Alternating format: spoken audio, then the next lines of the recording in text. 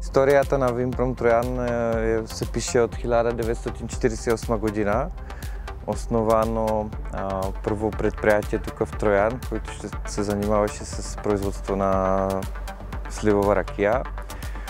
Тогава не беше още на това място, където се намираме в момента, но се намираше на 6 различни места в околността. В тези тъй наречени събирателни пунктове. В тези пунктове имаше място или кантар за изкупуване на плодове, имаше място за ферментация и място и за дестилация, така че там се произвеждаше първата троянска сливова ракия. Тоест в 6 села има цялостен процес от изкупуване на материала, там ферментация, варене и след това дистрибуцията. И дестилация. После дистрибуция не сме го разбрали все още как беше организирана самата дистрибуция. Но после през 1958 година е построен тук по централната част на Троян един склад, едно помещение, където вече се отлежават, има бъчви и се бутилира и оттам се дистрибуира. Така че остават си още тези, в 1958 година си остават още тези пунктове, които приемат плодове, но и тук се вече прави отлежаване и бутилиране и от тук дистрибуция.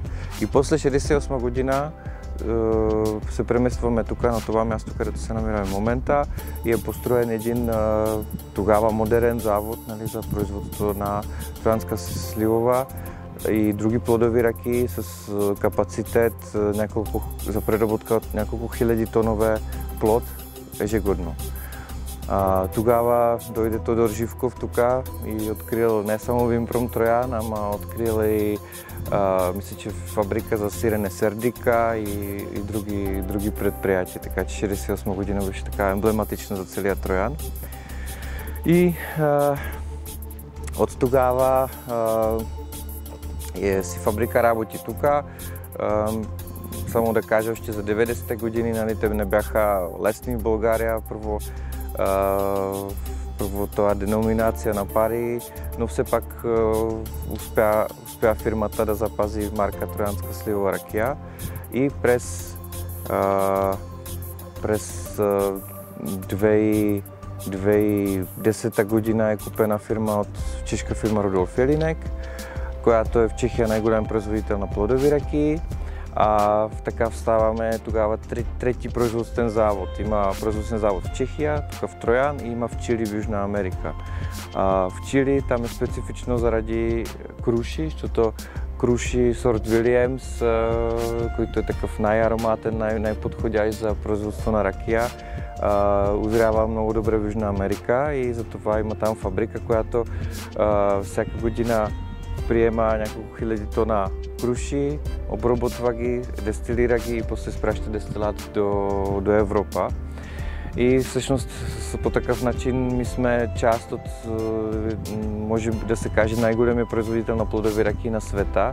Годишно сме способни да обработим някъде 24 000 тона плод. Понеже ми правим само ракия само от плод, всички три предприятия без добавена захар, 24 000 тона плод е нашето годишно капацитет. Също нещо забележително, което правим е, че всички три предприятия си имаме собствени градини. В Чилите си имат някъде 200 декара круши, в Чехия те имат повече от 2000 декара, имат сливи, кайси и череши. И тук ми си имаме от 2018 година сливова градина в Дебнево и се грижим също за градина на Троянски монастир, така че общо имаме повече от 400 декара сливови насъждения, за които се грижим тук. Който като цяло е политика на фирмата да се ориентираме към суровина и да може да си имаме и да си отглеждаме качествен продукт само за нашите. Какъв тип сливи се произвежда троянската сливова ракия? За съжаление, този сорт, който едно време беше кюстендилска слива или други такива сортове, които са по-малка слива, по-сладка, те боледуват и няма развит, за съжаление, култури, които могат да са устойчиви до ден днешен и не могат масово да се засаждат. Така че масово в България се посаждат Стенли, плюс по-рядко чечатска лепотица, още по-рядко сорт Йойо и това са де-факто сортове, които се ползват. И всички тези три сорта си имаме в нашата силова градина в Дебнево. За мен на летище София трябва да пише с големи букви за всички, които пристигат, да пише шопска салата и ракия. И по този начин да се помага на бизнес и хотелиерство, ресторантьорство и на местен бизнес на производство на плодови напитки. И шопската салата де-факто е за мен типично българско ястие, което би си заслужило и да е защитено от Европейски съюз дори. И с това, че прилича на триба греник е просто перфектно като комбинация. И с това промотиране на България като държава през храна, какво може да е по-добре. При нас приемаме плодове най-често с камиони. Те идват с такива бокс палети, казваме. С мотокар ги обръщаме тук в приемната вана.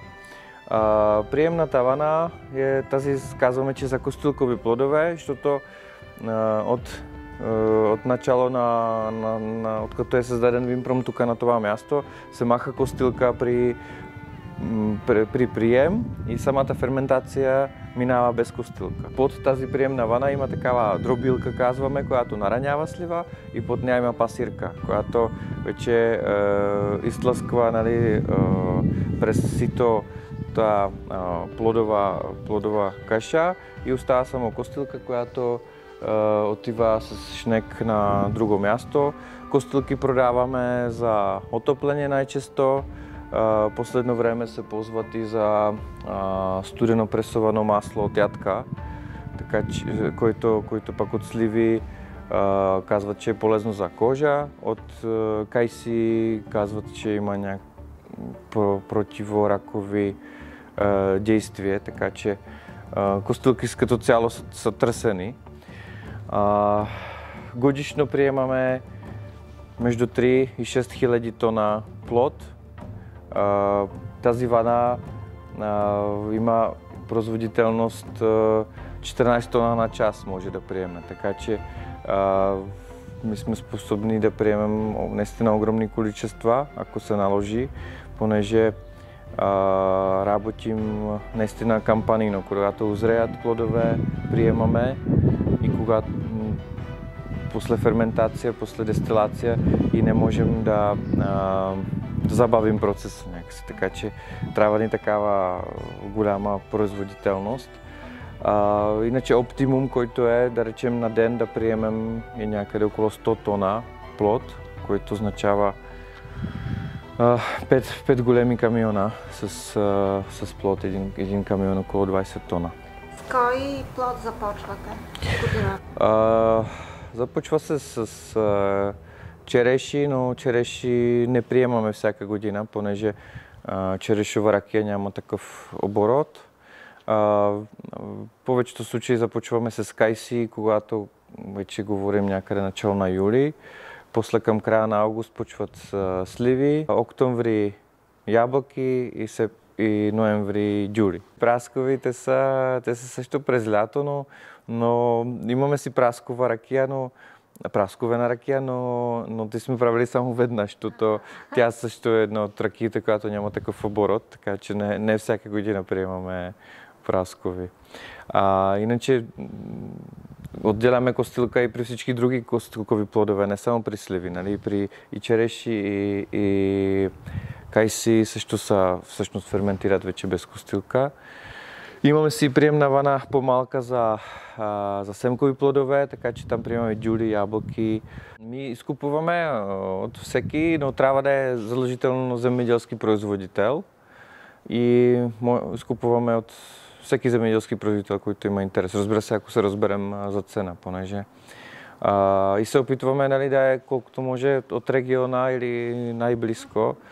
Но иначе като цяло в България има доста плодови, особено сливови насъждения има много.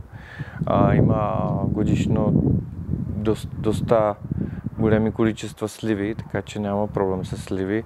С кайси е по-лошо. Там тези сортове, които са подходящи за ракия, почти ги няма вече или са на доизживяване. Няма нови засаждания, нови градини с такива. Така че кайсиева ракия със сигурност ще стане още по-ценна и по-ценна.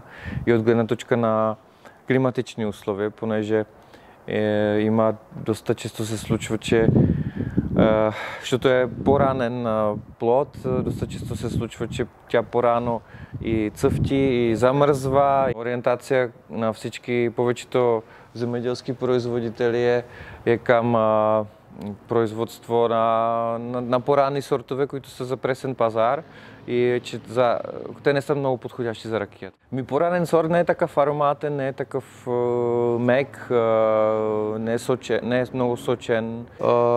Има насъждения някакви, но най-масови са нагоре около Силистра. Пак дюли, например, взимаме от регион Пловдив. Хората питат дали има толкова много насъждения. Наистина има много насъждения дюлеви. Сами бяхме изненадани сега 24-та година. Приехме почти 400 тона дюли, български дюли. Това не е никак малко. И това е едно малко количество, което отиде при нас за ракия. Имаше много, бих казал, много повече от 400 тона, които беше за пресен пазар и за износ. Така че България има хубави, добри насъждения дюлеви, но не се знае много за тях. Това е нашата дестилационна колона. Както ви казах, че оптимум за прием на плодове на ден е около 100 тона. Това има някаква причина, така че после самата ферментация е с достиг на кислород и ми не може да спираме ферментация.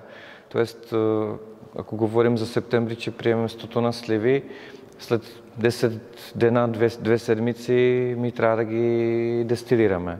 И трябва да ги дестилирам, защото за един ден, защото другия ден имам други 100 тона, които трябва пак да дестилирам и така. Затова имаме дестилационна колона, която е с такъв капацитет. Нейна капацитет е до 120 тона на денонощие. Тя работи в непрекъснат режим. Ми я пускаме и работи, например, обработваме 1000 тона през нея, 10 дена, после спираме за да я измием и пак продължаваме. Иначе принцип на дестилация в такава колона е, че непрекъснато пускаме вътре плодова каша, непрекъснато пускаме пара, с която всъщност се загрява самата каша. Пара се произвежда в котел, който е на газ, тук в другото помещение. И непрекъснато изтича дестилат, непрекъснато изтича първоточна фракция и също непрекъснато проверяваме дали в петата на колона обезалкохолена каша, дали наистина е обезалкохолена и случайно да няма някои алкохоли в нея. Като махаме костилка, тя де-факто вече отива за ферментация каша. Тя вече е... Ама добавяте пара, за да може да... Не, самата ферментация е свободна, но това е септември, тук е топло и то де-факто тръгва спонтанно, практически веднага тръгва ферментация и повече от около 2 седмици. Разбира се, че си правим изследване, нали, дали има остатъчни захари, дали няма, дали се превърна всекия захар в алкохол. Това си проверяваме. След като сме сигурни, дестилираме. И всъщност пара се пуска само тук при самата дестилация. Иначе колона е от мед, 3 мм мед. Мед е нарочно, защото мед помага с улавяне на някакви вещества, които могат да се образуват по време на ферментация, които са нежелани, така че мед ги унищожава. Има 19 етажи тази колона. Ако си представите един казан, който има, например, 2-3 етажи, ракия е малко остра от него и се прави преварка. Тук при нас преварки не правим. От 19 етажи ракия е мека, чиста, вече няма никакъв дефект и е готова за обработка. Имам предвид дали да се слага за бъчви или други обработки. Всеки етаж си представете че е запълнен, нали, като някаква медна дъска има. Да, вътре в тази. Да. Все едно медна дъска, която има един отвор и над него има една шапка такава. И всъщност отдолу минава пара, тя, нали, заобикаля, за да мине през тази шапка. Отгоре пак минава тази плодова каша. И тази пара има голям допир с тази плодова каша, точно ще тази плодова каша пак прелива долу.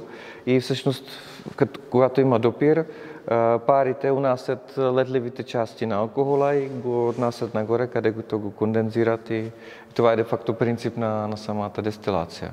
От тук поемаме още пари, точно ето ви казах, от петата на колона кондензираме тази пара, за да знаем, че тук винаги трябва да показва 0, нали, 0% алкохол. Че това е безалкохолна каша, която вече през това преминава под земята извън. Да, обезалкохолна каша вече. Ракия пък изтича в другото помещение, което е пък под наблюдение от митничари или митнически надзор и всички съдове са пломбирани. От тогава де-факто ни се води като произведен алкохол. Тази тръба е пара.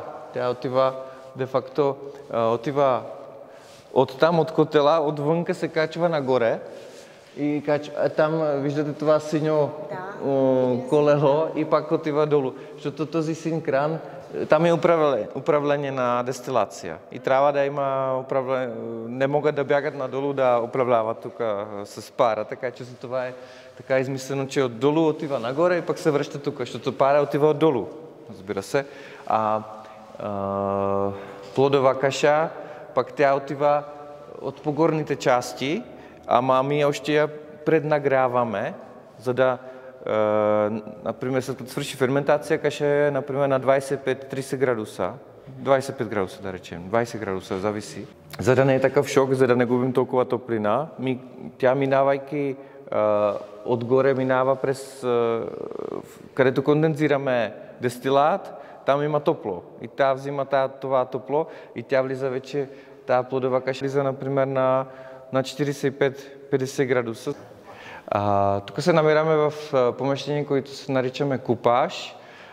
Купажно е помещение, където вече ракия преди бутилиране се разрежда с деминерализирана вода на точен градус и минава през филтрация. Така че това е последна стъпка преди бутилиране.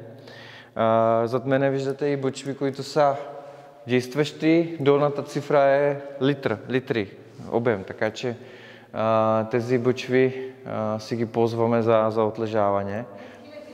Да, те са едни от най-големите, но имаме още по-големи. Имаме 7000 литрови бъчви при нас. Бъчви са дъб, български дъб. Поне такива информация имаме, че са от български дъб. Нали, казах ви, че това е купаж и всъщност, който се произведе в дестилация, там се съхранява в 30 000 литрови нераждаеми съдове. И после После, ако искаме да го бутилираме или да го преместим тук, ползваме този тръбопровод надземен и отива тук в това помещение. Отлежаваме минимум 6 месеца и най-старото, което имаме за отлежаване, отлежава все още е ракия от 88 година. Да. Бутилираща линия е полуавтоматична. От другото помещение един служител слага бутилки на лента. Значи миене, пълнене и затваряне с капачки е автоматизирано. Тук лепене на етикет е също автоматизирано. Единствено, което се извършва ръчно е лепене на бандерол. Има, разбира се, и много друга ръчна работа, например пълнене на порцеланови бутилки, който е проект, който през 70-те години имаше Троянска слива в порцеланова бутилка, тогава производство на Диамант Разград, мисля, че се казвало фабрика за порцелан, която няма вече, но 2 години работих по този проект и успях да намеря начин как да произвеждаме истински порцелан. В Троян даже сега го произвежда тук една майсторка за нас. Чисто ръчно производство и за сега е популярен този продукт, който миналата година го дадохме на пазара. После има склад с готова продукция, ако искате да го видите. И после трябва да се върнем от същия път.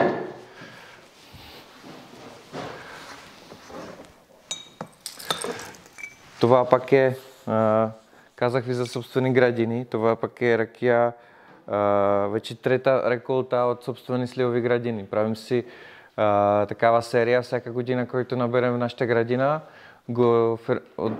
ферментираме го отделно, дестилираме го отделно и правим сливова ракия от собствени градини. Така че такъв проект това е 3-та реколта от 2023 година. И тук вече каквото се произведе, се вкарва тук в склад готова продукция, където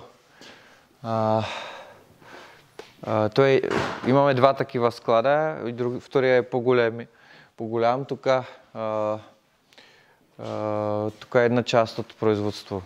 Искам да ви покажа също, че от собствени градини си правим мармелад от сливи от собствени градини. Сложихме и кошери, имаме пчелен мед то не е сливов мед, ама пчелен мед от сливова градина.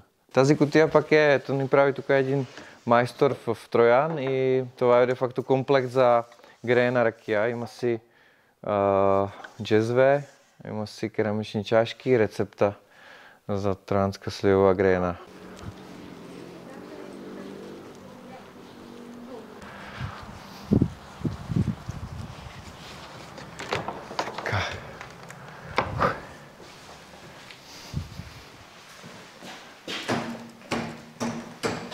Натам.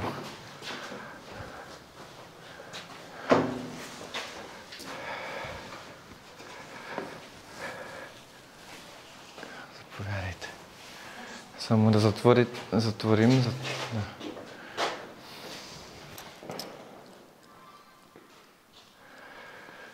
Това е наш най-големия склад за бъчви.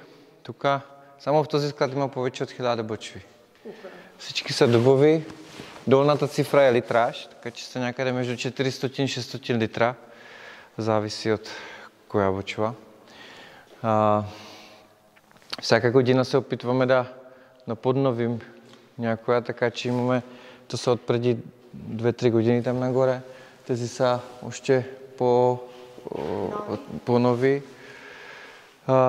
И виждате, че майстор, който се грижи за бъчви, всички, които са с белите, прясно боядисвани с бяло, те са вече огледани, рециклирани, обновени от майстора. Най-старата ракия в бъчва е от 1988 година и всяка година, след като приключи прием на плодове и всички обработки по плодове и дестилация и други, my počvame всъщност целогодишно имаме непрекъснат процес на напълнение на бъчви с нов дестилат и изпразване на стари бъчви, за да правим пак купажи на ракии, които бутилираме. Примерно, ако говорим за 7 годишна сливова ракия, технолог минава през бъчви, да речем искаме да направим купаж от около, например, 20 000 литра. Технолог обикаля бъчви и трябва да подбере приблизително 40 бъчви, за да направи купаж от 20 000 литра. Подбира ги, лабораторно прави една проба, където са смесени по-малки количества. Дегустираме, одобряваме и тогава почва процес на изваждане от тези бъчви. Те се съхраняват един голям резервуар и после пак се дегустира, пак се управлява финално на градус, филтрира се и се бутилира. И тези 40 бъчви в последствие ги пълним пак с нов дестилат, така че непрекъснат е процеса при нас. Тук виждате някои от наши продукти. Разбира се, може да дегустирате, ако имате желание. Обикновена сливова ракия, отлежала сливова ракия, 7 годишна сливова ракия, тук 12, 15 и 18 годишна. Имаме си сортови сливови ракии, Йойо, Стенли, Чечанска лепотица. Те са, имаме ги и неотлежали, и отлежали.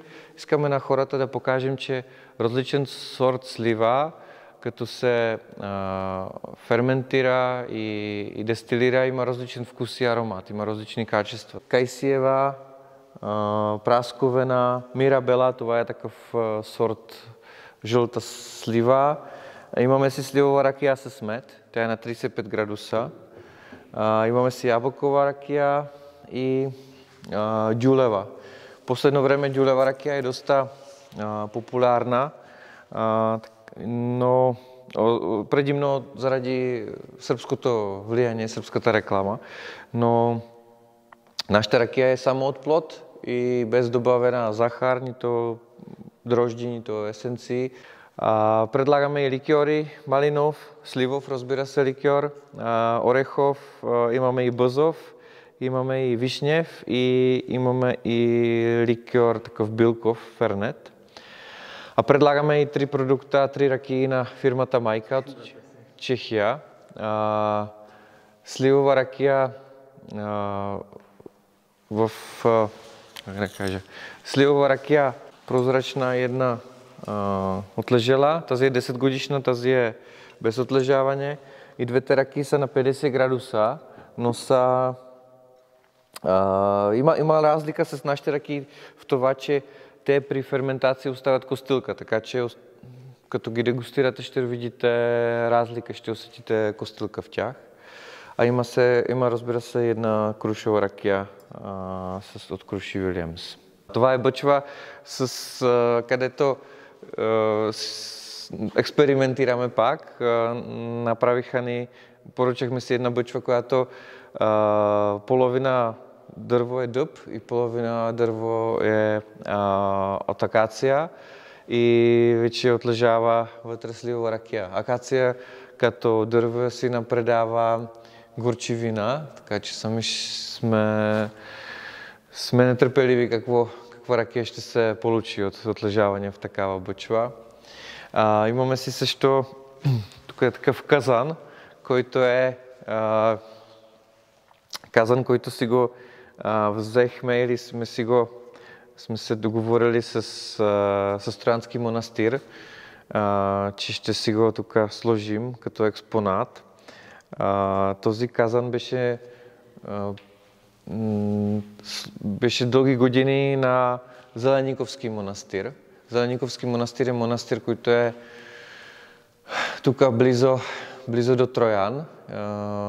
Не е много известен, но който е интересно за него, че Patriarch Maxim obyčal da počíva tam v monastýra i vjerojatno pil rakija napravena od toho zikaza.